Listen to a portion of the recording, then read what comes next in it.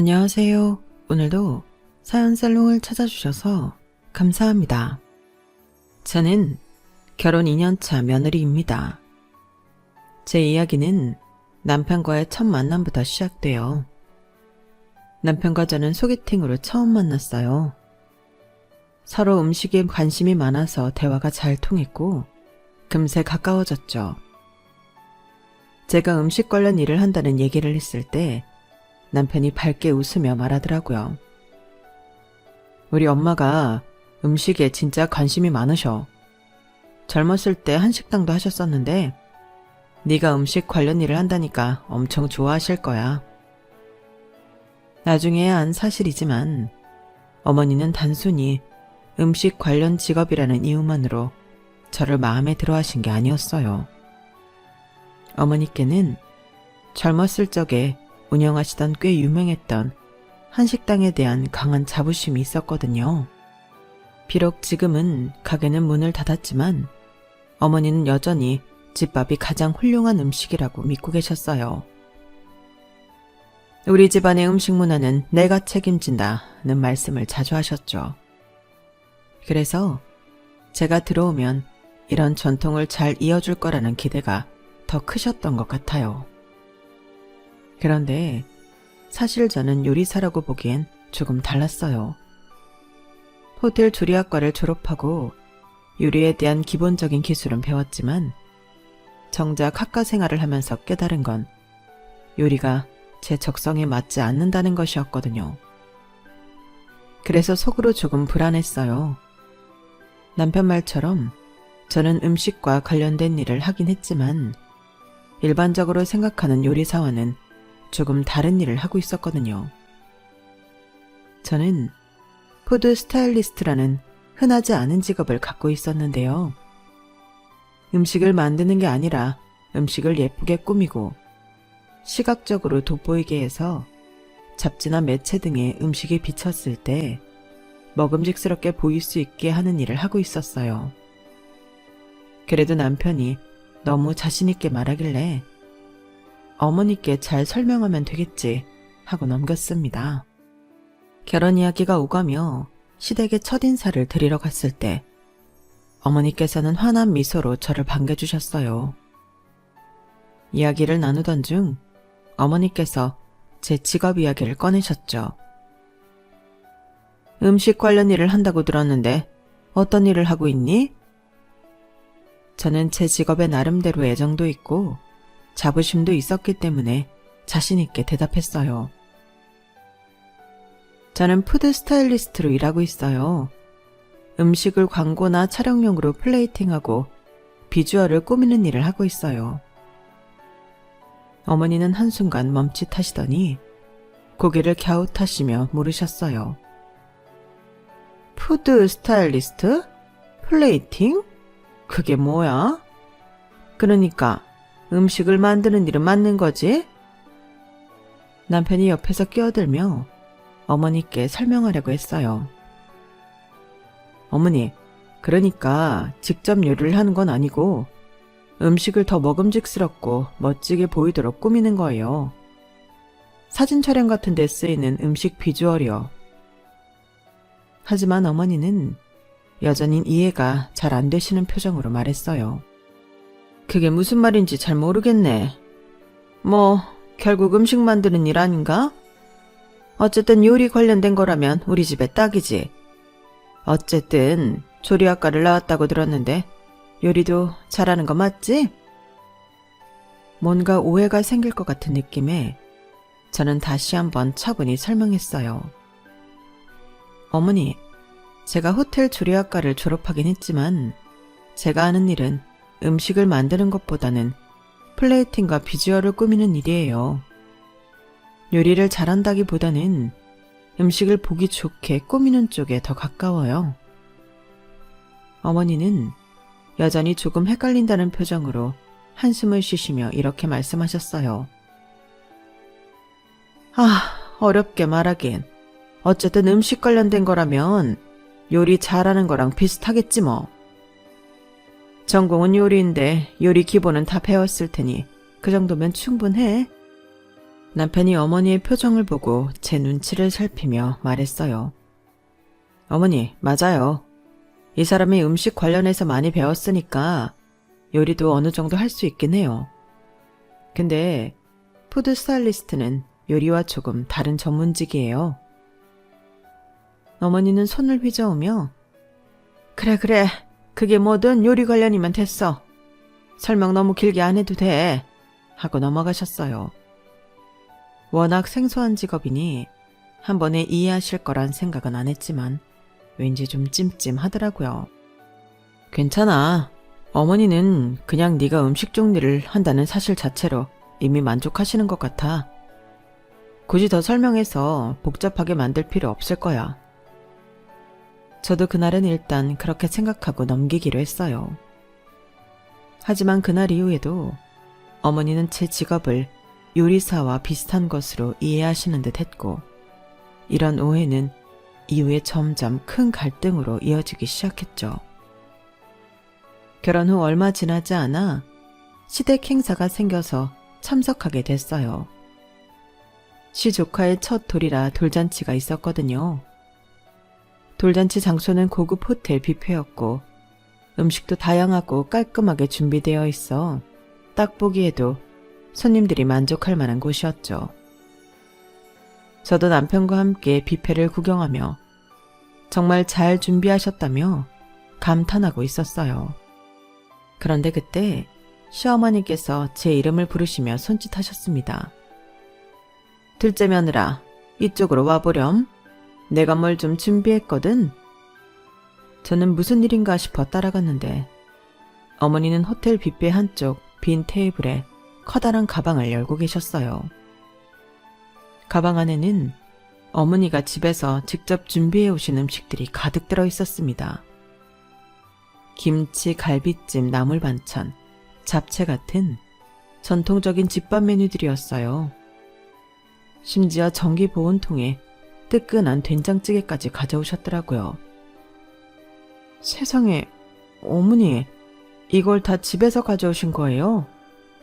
놀란 제가 묻자 어머니는 당당하게 대답하셨습니다. 그럼 우리 집안 잔치에 이런 호텔 음식만으로는 부족하지. 어르신들 입맛엔 우리 집밥이 딱이야. 앞으로 네가 배워야 할 것도 이런 거야. 다음에 네 아이 돌잔치 때는 너도 이렇게 준비해야 한다. 순간 말문이 막히더라고요.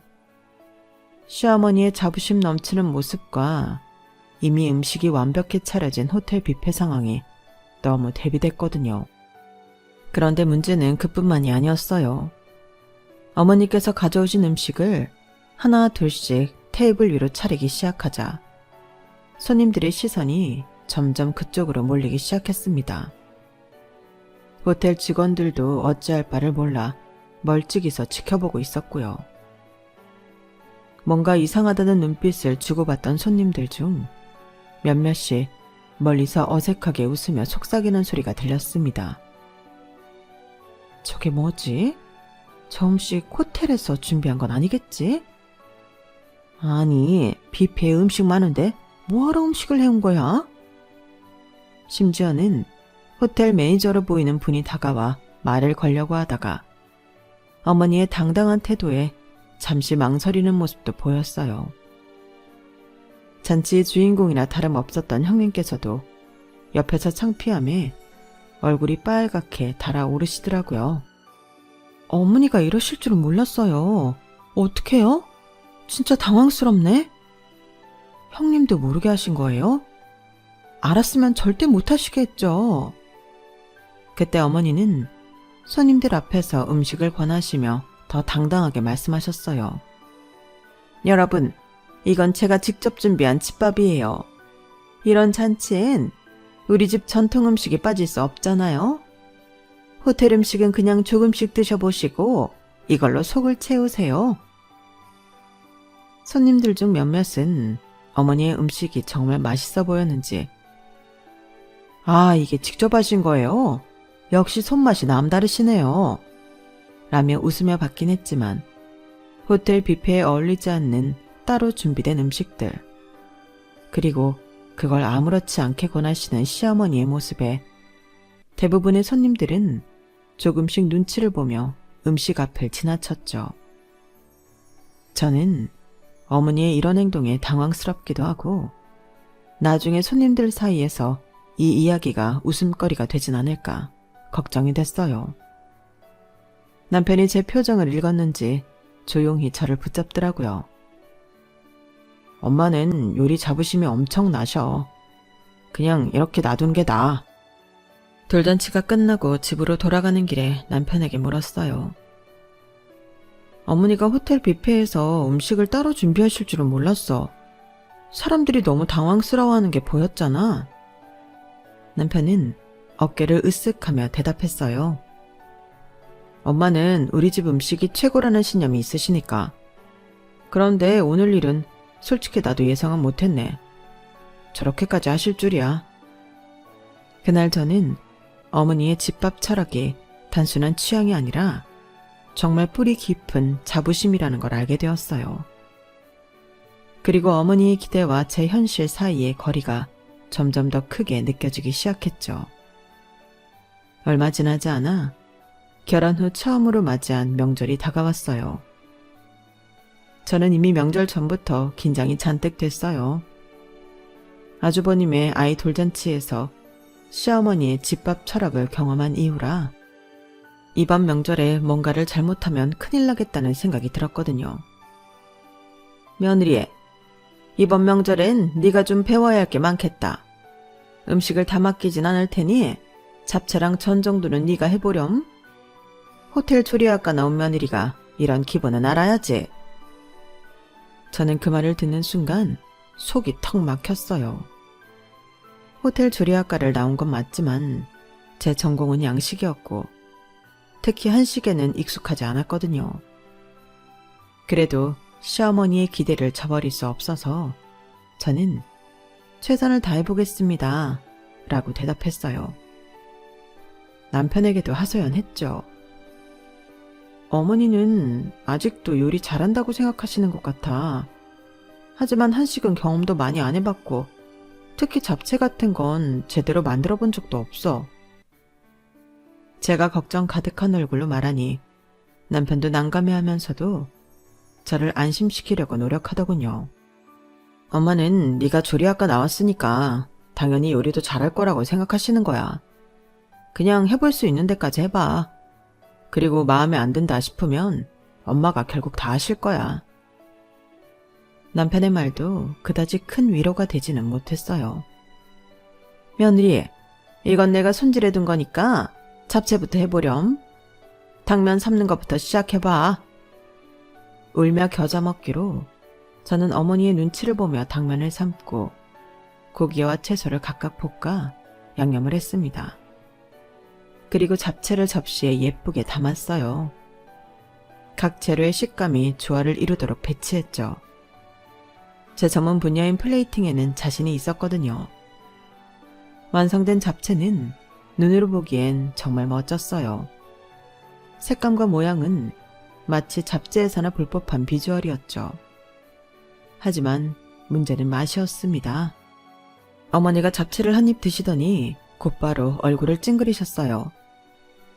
이게 뭐니? 얘야, 당면이 이렇게 퍽퍽하면 양념이 제대로 배지도 않는단다.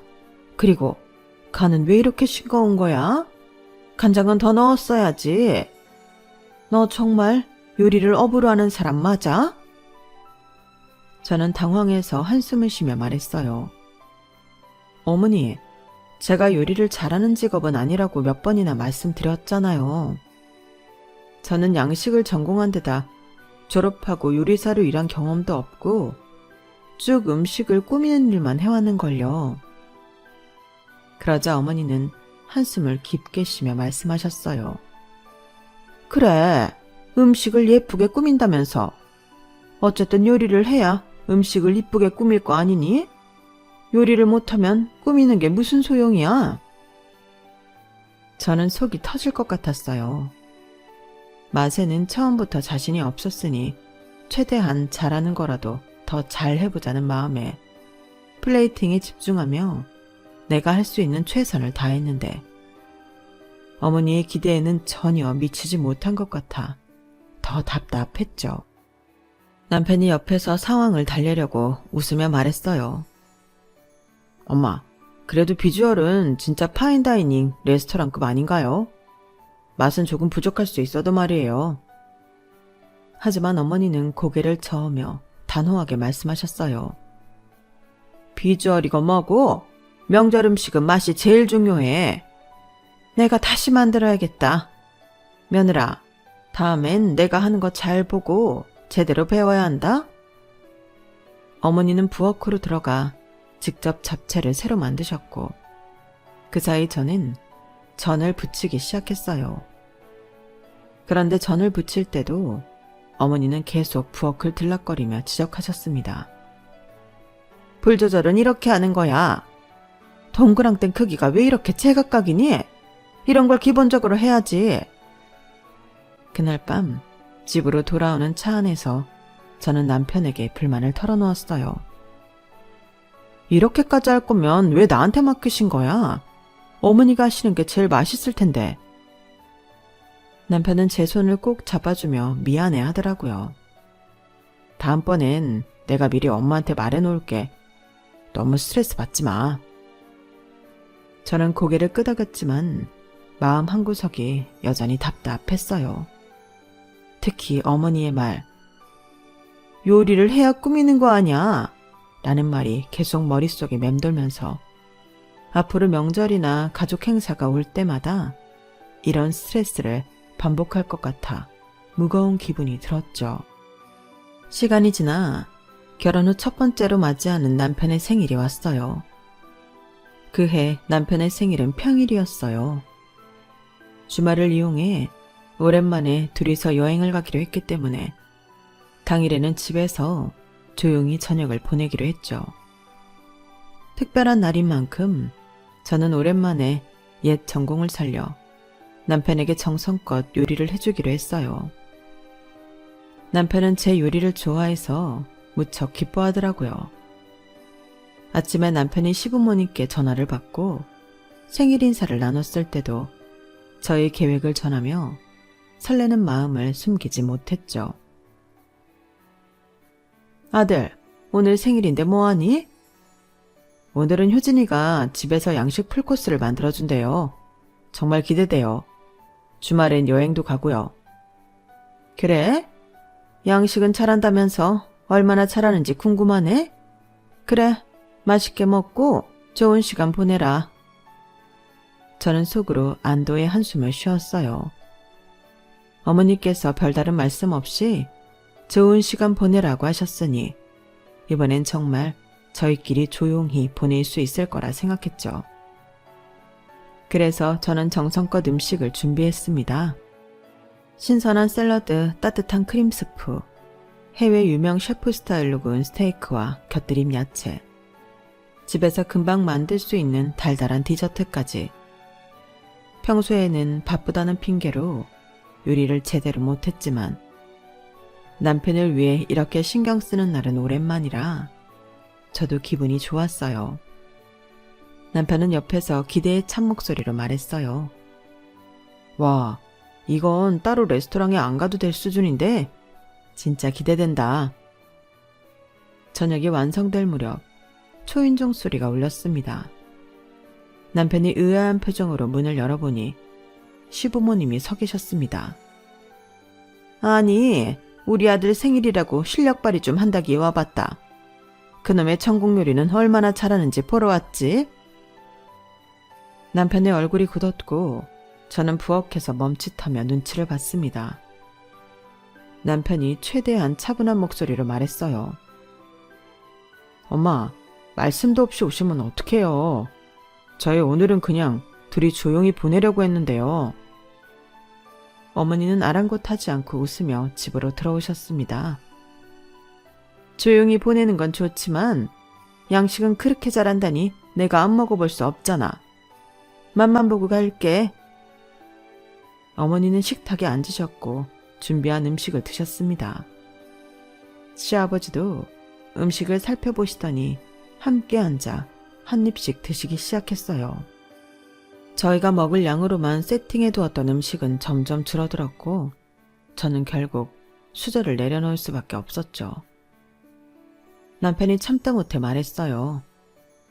엄마, 아빠, 오늘은 효진이가 저 위에 준비한 건데요. 맛보셨으면 그만 돌아가 주시면 안 될까요? 어머니는 그 말을 듣고는 웃으며 말씀하셨어요. 양식이 배가 찬 것도 아닌데 뭘. 보긴 예쁘네. 근데 먹은 것 같지가 않아. 이러고 어떻게 생일이라고 하겠니? 남편의 목소리가 조금 더 단호해졌습니다. 엄마, 제가 말했잖아요. 오늘은 저희끼리 보내고 싶다고요. 요리를 안 좋아하는 사람이 제 생일 한번 챙겨주겠다고 이렇게까지 정성 들여 신경 써줬는데 그걸 좀 알아주시면 안 돼요? 그러자 아버지가 끼어들며 웃으셨어요. 야, 네 녀석은 왜 이렇게 쓸데없이 예민하게 구냐? 엄마가 너 장가 보내고도 뜨뜻한 밥 맛있게 잘 먹이려고 그러는 거 아니냐? 어릴 때부터 엄마 밥 맛있다고 잘 먹고 컸으면서 뭘 그러냐?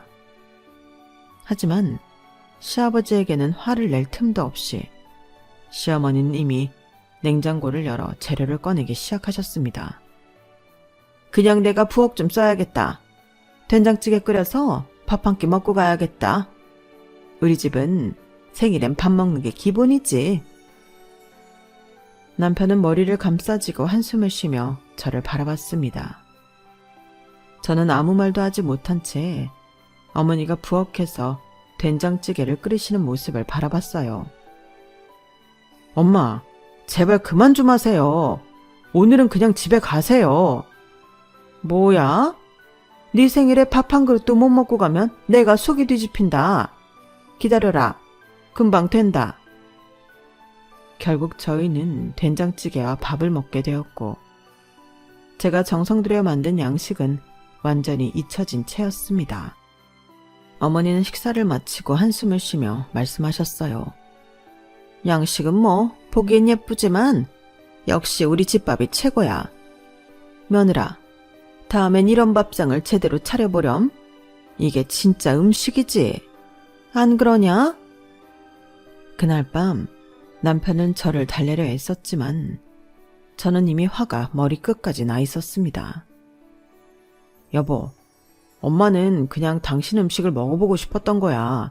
너무 속상해하지 마. 그럼 왜 굳이 된장찌개까지 끓여서 밥을 먹고 가셨는데? 남편도 할 말을 잃고 말없이 제 손을 잡았습니다. 저는 그날 이후로 시부모님과 관련된 모든 일이 불안하게 느껴지기 시작했어요. 함께 보내는 남편의 첫 생일이 엉망이 된 후 저는 남편에게 강력히 선언했습니다. 이번 생일엔 절대 집에서 요리 안 해. 무조건 밖에서 먹자. 그리고 어머니랑 낮에 통화도 하지 마. 혹시 모르잖아. 남편도 저와 같은 생각이었는지 바로 근사한 레스토랑을 예약했습니다. 좋아. 이번엔 완벽하게 너랑 나만의 시간을 보내자. 생일 당일 저희는 늦은 오후쯤 레스토랑으로 향했습니다. 도착한 곳은 분위기 좋은 프렌치 레스토랑으로 조명이 은은하고 테이블마다 아늑하게 꾸며져 있었어요. 저는 기분 좋게 저녁을 기다리며 남편에게 말했어요. 여기 진짜 좋다. 오늘은 어머니 일도 신경 안 쓰고 우리 둘만 조용히 보내자. 남편도 환하게 웃으며 오늘만큼은 완벽하게 너랑 나만 이라고 대답했죠. 음식이 나오기 시작했고 저희는 와인 한 잔씩을 들며 즐거운 시간을 보내고 있었습니다.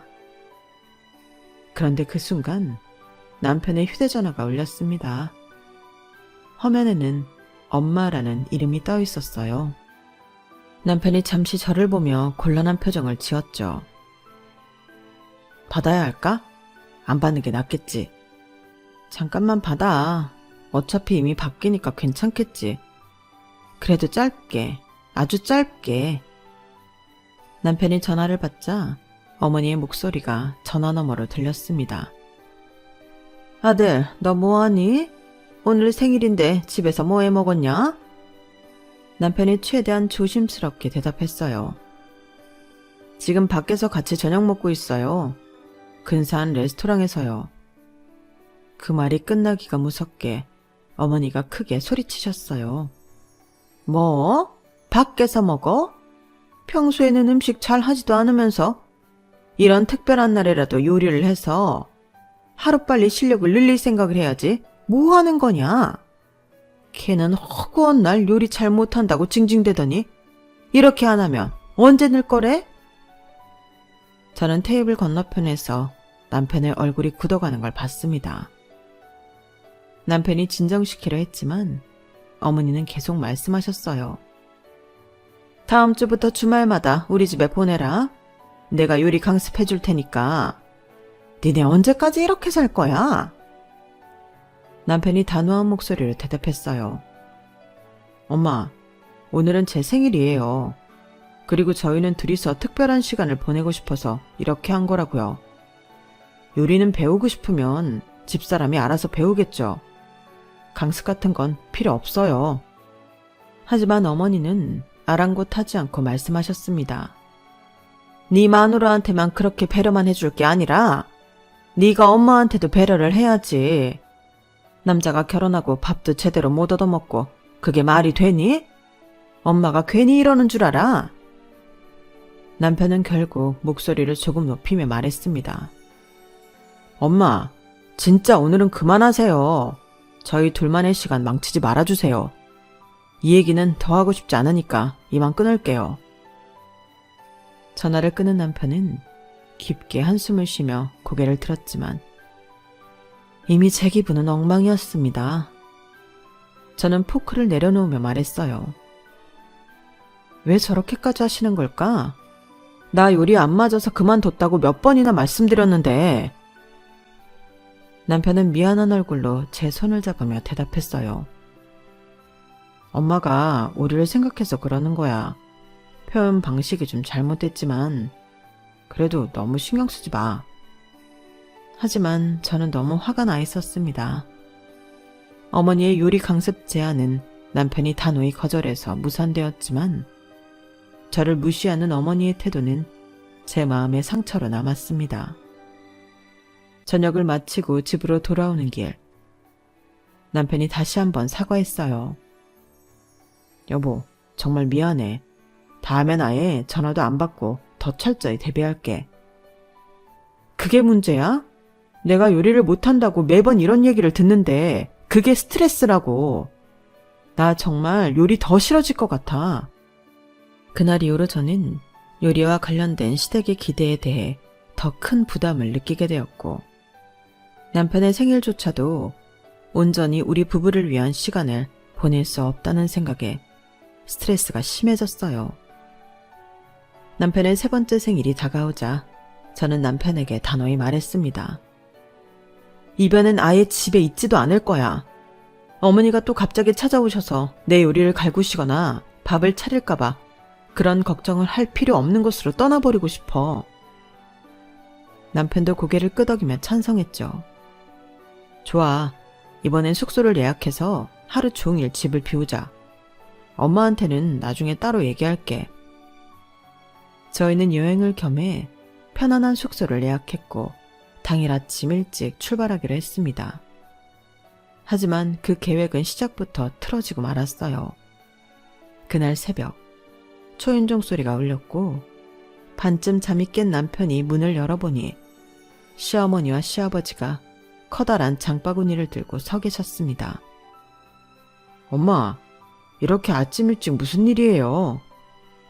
어머니는 활짝 웃으며 말씀하셨습니다.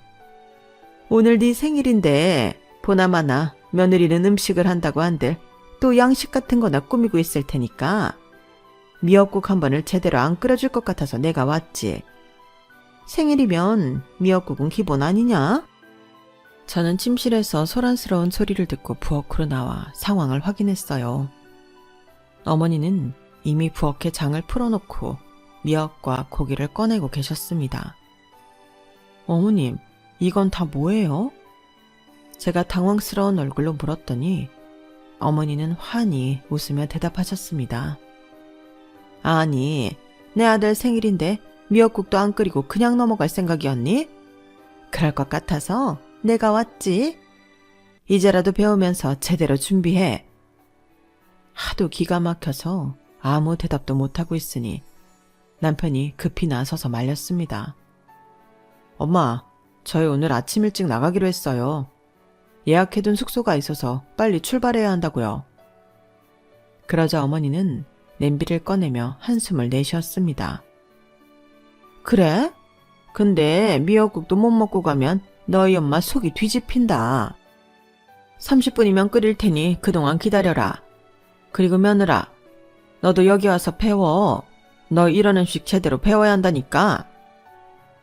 남편의 만류에도 막무가내로 저를 부엌으로 끌어당기는 손에 열이 확 오르더라고요. 그제야 참았던 감정을 터뜨렸습니다. 어머니, 제가 음식하는 걸 즐기지도 않고 잘하지도 않는다고 몇 번이나 말씀드렸잖아요. 그런데 왜 자꾸 저한테 이렇게 강요하시는 거예요? 어머니는 그 말을 듣고는 눈썹을 치켜 올리며 대답하셨습니다. 음식을 꾸민다면서 제대로 요리도 못하면서 무슨 꾸미는 걸 하겠다는 거니? 음식 꾸미는 걸 업으로 한다는 애가 실상 제대로 된 밥 한 끼도 못 차린다는 게 말이 되니? 저는 더 이상 참을 수가 없었습니다. 그럼 어머니가 하세요. 저는 요리도 적성에 안 맞아서 그만둔 건데 계속 이런 식으로 저한테 기대만 하시면 저도 힘들어요. 남편이 저와 어머니 사이에 서서 급히 중재를 시도했습니다. 엄마, 제발요. 당신도 너무 화내지 말고. 엄마, 저희 진짜 가야 해요. 미역국은 나중에 끓여주세요. 제 생일인데 이런 걸로 또 싸우고 싶지 않아요. 그러나 어머니는 단호하셨습니다. 아들아, 너 어릴 때부터 생일이면 내가 끓인 미역국 먹었지 않니? 오늘도 먹어야 한다. 그리고 얘, 너도 음식 다루는 사람이라면 이런 기본적인 걸 배워야 해. 안 그러면 앞으로 어쩌려고 하니? 결국 아버지가 나서서 어머니를 거들었습니다. 그래, 젊은 애들이 왜 이렇게 속이 좁아? 해달라는 것도 아니고 엄마가 좋다고 해주겠다는데 뭘 그렇게 복잡하게 구냐? 누가 여행 가지 말래냐? 가기 전에 뜨뜻한 미역국 먹고 출발하면 더 좋은 거 아니냐? 저는 더 이상 참을 수 없었습니다. 미역국은 두 분이서 드시고 가세요. 저는 더 이상 할 말 없어요. 남편은 제 손을 잡으며 부엌을 빠져나와 작은 목소리로 말했습니다. 미안해, 엄마가 고집이 너무 세서. 내가 어떻게든 더 단호히 말할게. 그날 저희는 한참 뒤에야 집을 나설 수 있었습니다. 이미 분위기는 엉망이었고 숙소에 도착해서도 저는 기분이 풀리지 않았습니다. 더 이상 이런 상황을 반복하고 싶지 않았던 저는 다음번에는 어머니가 절대 예기치 못한 방식으로 맞서보기로 결심했어요. 남편의 세 번째 생일 이후 저는 시어머니의 집밥 집착과 요리의 강요에 대한 복수를 결심했습니다. 평소에 그렇게 집밥을 강조하시던 어머니가 정작 본인의 생신 때는 외식을 선호한다는 사실에 얄미웠거든요. 그래서 이번 생신에는 어머니께 집밥으로 생신을 축하하자고 제안하며 은밀한 복수의 계획을 시작하기로 했죠. 어머니, 올해 생신엔 집에서 저희가 직접 준비한 음식을 드시는 게 어떨까요?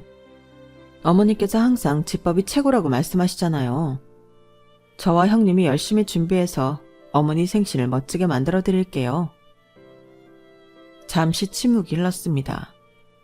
그리고 어머니의 목소리가 약간 어색하게 들려왔죠. 아니야, 생일엔 나도 좀 편하게 보내야지. 니네 음식 마음에 안 들면 내가 다시 다 해야 하는데. 외식 장소 괜찮은데 예약 잡으면 거기서 하자. 저는 속으로 웃으며 아주 순진한 척 대답했습니다. 그렇게 말씀하시면 제가 실력을 늘릴 기회가 없잖아요. 어머니께서 늘 그러셨잖아요. 요리는 연습할수록 느는 거라고요. 생신 같은 특별한 날에 연습해보지 않으면 언제 배우겠어요? 어머니는 당황한 기색이 역력했습니다. 아, 그래도 생일엔 좀 쉬고 싶어서. 네가 그렇게 말하니 뭐. 알겠다. 그럼 한번 해보거라. 전화를 끊고 남편에게 상황을 설명하자 남편은 말없이 고개를 절레절레 흔들었습니다. 여보, 엄마를 이렇게 몰아붙이면 나중에 후회하지 않을까? 아니, 절대 후회 안 해. 이번엔 어머니께 내가 얼마나 진지하게 배우고 있는지 보여드릴 거야. 단 내 방식대로. 며칠 후 상황을 알게 된 형님이 제게 따로 연락하셨습니다. 왜 그런 제안을 한 거야? 생일엔 그냥 외식으로 끝내면 편하지 않아? 도대체 무슨 생각이야? 형님, 형님도 아이 돌잔치 때 억울했던 거 잊으셨어요? 어머니가 우리를 요리로 힘들게 하는 걸 끊으려면 이번 기회가 절호의 찬스라고요. 만약에 이번에도 우리가 얌전히 넘어가면 어머니는 계속 요리를 강요하실 거예요. 형님은 망설이면서도 살짝 흔들리는 표정으로 물었습니다. 근데 우리가 이런다고 어머니가 변하실까? 형님, 복수는 혼자 하는 게 아니에요. 우리 둘이 힘을 합쳐야 제대로 효과를 볼 수 있어요. 어머니께서 요리로 더 이상 우리를 괴롭히지 못하게 만드는 게 목표잖아요. 형님은 잠시 고민하더니 마침내 한숨을 쉬며 대답했습니다. 그래, 솔직히 나도 아이 돌잔치 때 그 난리를 겪은 게 아직도 속상해. 좋아, 이번엔 제대로 해보자. 생신 당일 저와 형님은 부엌에서 열심히 움직이며 요리를 준비했습니다. 물론 복수의 포인트를 놓치지 않고 하나하나 신경 쓰면서요. 된장찌개는 일부러 소금을 너무 많이 넣어 짜게 만들었고 잡채는 간을 거의 하지 않아 밍밍하게 내놓았어요. 저는 일부러 태우거나 더 익혀서 보기에는 괜찮아 보이지만 먹기엔 곤란하게 만들었습니다. 시어머니는 음식을 하나씩 맛보시며 점점 표정이 굳어졌습니다. 이 된장찌개는 왜 이렇게 짜니? 이건 둘째 네가 했니? 맛을 보고 간을 맞췄어야지. 저는 아주 진지하게 대답했습니다. 어머니, 아까 간 봐달라고 했을 때 간이 약하다고 하셔서 이번엔 좀 강하게 했는데 좀 과했나 봐요. 다음엔 더 신경 쓸게요. 어머니는 한숨을 쉬며 형님이 하신 잡채를 드셨습니다. 이건 너무 싱겁잖아. 당면만 먹는 것 같아서 맛이 하나도 안 느껴져. 형님이 옆에서 덧붙였습니다. 어머니, 이번엔 간을 약하게 하라셔서 싱겁게 해봤어요. 입에 안 맞으세요? 다음엔 적당히 맞춰보겠습니다. 아버지도 젓가락을 내려놓으며 말씀하셨습니다. 여보, 그냥 내년부턴 외식하는 게 좋지 않겠어? 애들 고생시키지 말고. 어머니는 화를 꾹 참으시며 대답하셨습니다. 그래, 내가 외식을 좋아하는 이유가 있었네. 니네가 내 입맛에 맞추는 건 아직 너무 무리구나. 형님은 식탁 밑으로 제 발을 툭 치며 웃음을 참으시더라고요. 저희는 서로 눈빛을 교환하며 작전 성공의 기쁨을 나눴습니다. 하지만 한 번으로 끝낼 수는 없었어요. 어머님이 집밥이나 저희 요리에 학을 떼실 때까지 계속해야 했죠. 다음에 시어머니의 생신이 다가오자 어머니는 이번에도 외식을 고집하셨습니다. 얘들아, 이번엔 그냥 외식하자. 밖에서 먹는 게 편하고 좋잖아. 괜히 니네도 집에서 해먹는다고 준비하느라 고생하지 말고. 어머니의 외식 제안에 저는 바로 형님에게 전화를 걸었습니다. 형님, 이번엔 어머니가 외식을 하자고 하시는데 우리가 이번 기회를 놓치면 안 된다고 생각해요. 어머니 입에서 집밥 이야기가 다시는 안 나오게 해야죠. 형님은 한숨을 쉬며 물었습니다. 또 뭘 하려는 거야? 지난번 복수도 힘들었잖아. 형님, 이번엔 간단해요. 어머니가 집밥이 질리게 하는 거예요. 재료를 너무 많이 준비해서 음식은 푸짐한데 다 먹지도 못하고 잔뜩 남겨서 난감하게 만드는 거죠. 형님은 잠시 망설이더니 웃으며 대답했습니다. 그래, 기왕 하는 거 마지막이라 생각하고 제대로 해보지 뭐. 어머니가 다시는 집밥 이야기를 꺼내지 않게 하자. 어머니께 다시 전화를 걸어 형님과 함께 생신 식사를 집에서 하자고 설득을 시작했습니다. 어머님, 이번엔 어머님 댁에서 식사를 준비할게요. 어머니께서 항상 말씀하셨잖아요. 요리는 연습해야 된다고. 이번에도 어머니가 저희 실력이 얼마나 늘었는지 봐주셔야죠. 어머니는 단호히 거절하라 하셨습니다. 아니야, 밖에서 먹는 게 편하고 좋다니까. 생일엔 나도 좀 분위기 있는 곳에서 맛있는 걸 먹으면서 쉬고 싶다. 하지만 저와 형님이 한 목소리로 말했다는 걸 듣고 어머니는 결국 설득당하셨습니다. 그래, 네가 그렇게 하고 싶다면 어쩔 수 없지만 너무 과하게 준비하지 말고 간단하게 해. 생신 당일 저는 형님과 장을 보러 갔습니다. 물론 과하게 준비하지 말라는 어머니의 말은 전혀 신경 쓰지 않았죠. 냉장고와 찬장을 꽉 채울 정도로 엄청난 양의 재료를 사들였죠. 형님이 장바구니를 보며 웃음을 터뜨렸습니다. 와, 이거 너무 많은 거 아니야? 이 양으로 엉터리 음식을 하면 어머님 진짜 화가 많이 나시겠는데? 우리 진짜 괜찮을까? 괜찮아요, 형님. 어머니께서 푸짐하게 먹는 집밥이 최고라고 하셨잖아요. 오늘 어머니의 이상을 완벽히 실현해 드리는 거예요. 부엌에서는 재료 손질만으로도 한나절이 걸렸습니다. 저와 형님은 서로 웃음을 참으며 끝없이 재료를 다듬고 조리대에 음식을 쌓아 올렸죠. 찌개는 커다란 냄비 2개로 끓였고 잡채는 대야 크기의 그릇에 담았습니다. 저는 종류별로 50장쯤 부쳤고 나물 반찬도 끝없이 만들어냈습니다. 시어머니는 거실에서 이 모습을 지켜보며 점점 불안한 표정을 지으셨습니다.